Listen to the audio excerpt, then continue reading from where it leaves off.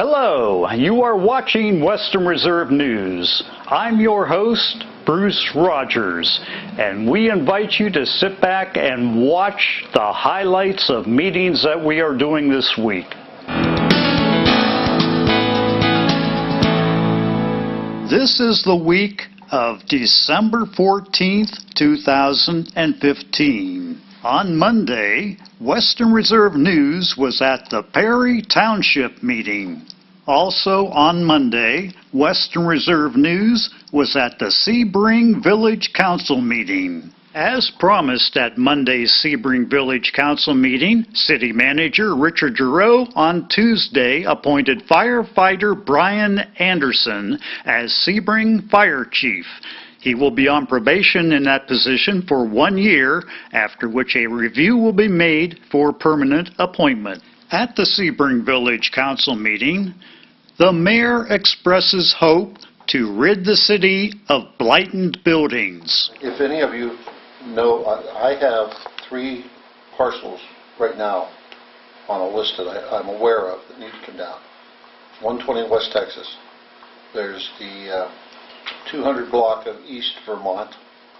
As a matter of fact, myself and the director of the land bank broke into that structure the other day, and it is deplorable. It's not salvageable at all. It's a shame. It's a nice little bungalow. It's around 226, I believe. And the third one would be, if at all possible, a house up on Tennessee Avenue. 616. Yes. That one's really deplorable. The money that we're hoping becomes available, we believe will not be as restrictive as the last project we were involved in, and we may be able to talk about some commercial properties. And there's a couple in downtown area that I think are need to come down.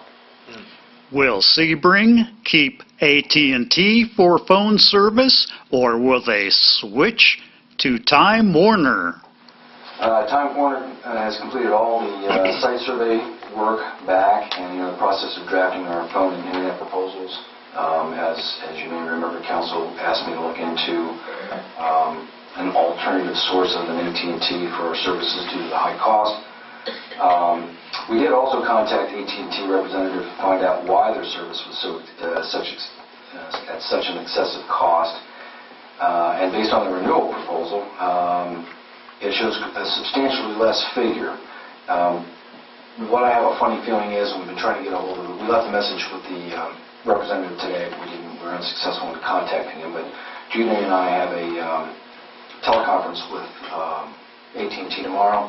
Their renewal proposal shows us at $250 for the service per month versus the $250 per line that we were getting charged. Okay. So it's my belief that they have overcharged us, and if that's the case, I'm going to try to negotiate a reimbursement for that overage as far back as we can get that. So I will keep the council advised as soon as we find out what the results of that conversation are. So just want to keep you in the loop. We're working on that.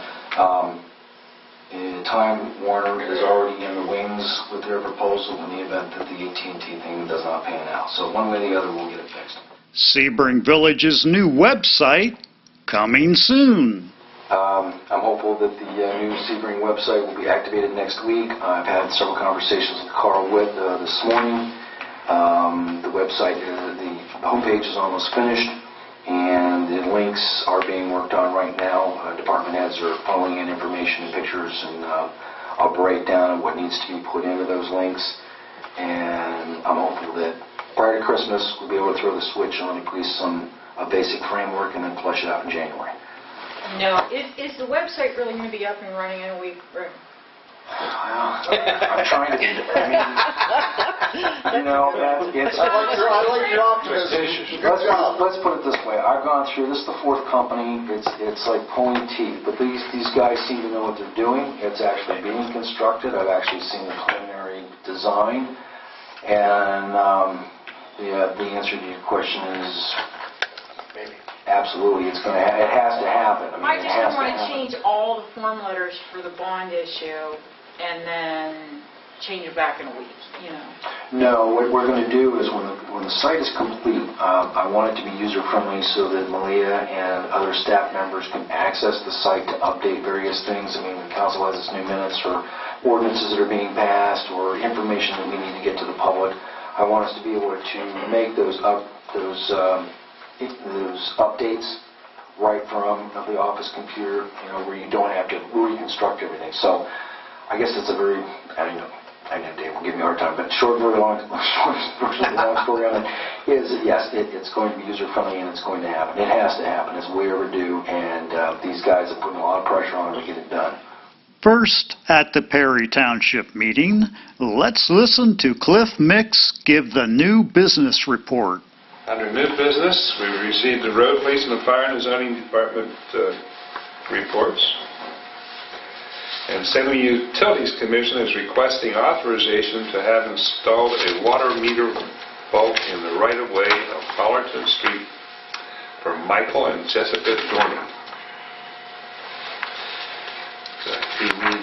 He needs our good graces to go ahead and do that. That the Dorneys are building up on the end of Dayton Street, and they need to get their sewage pumped into the city and the water from the city because of the rocks and stuff that they can't get through to put a septic system in. So the city is going to grant them the right to hook into the utilities. Do we need a motion for that? Yes. So moved. Second.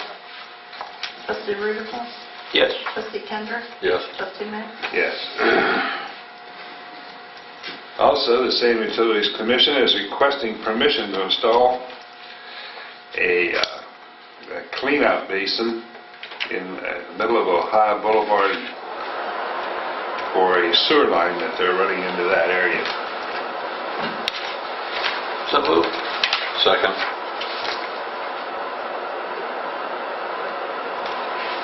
Trustee Kendrick? Yes. Trustee Rudolph? Yes. Trustee Mack? Yes.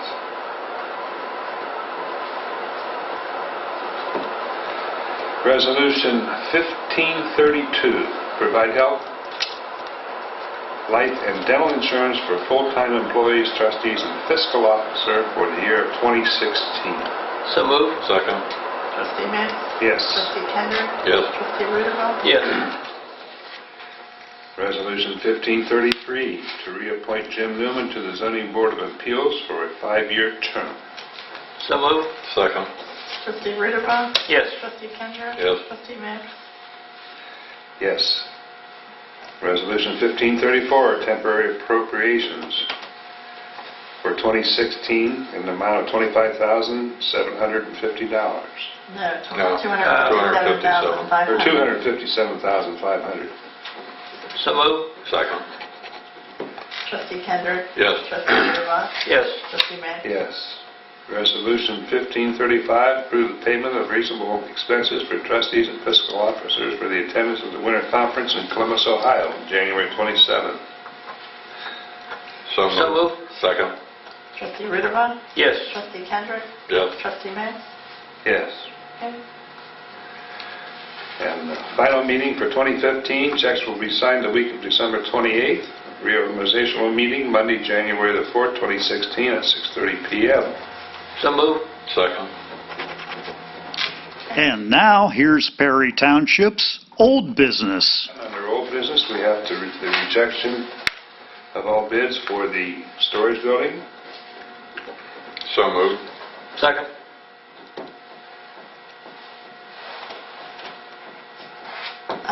Trustee Mack? Yes.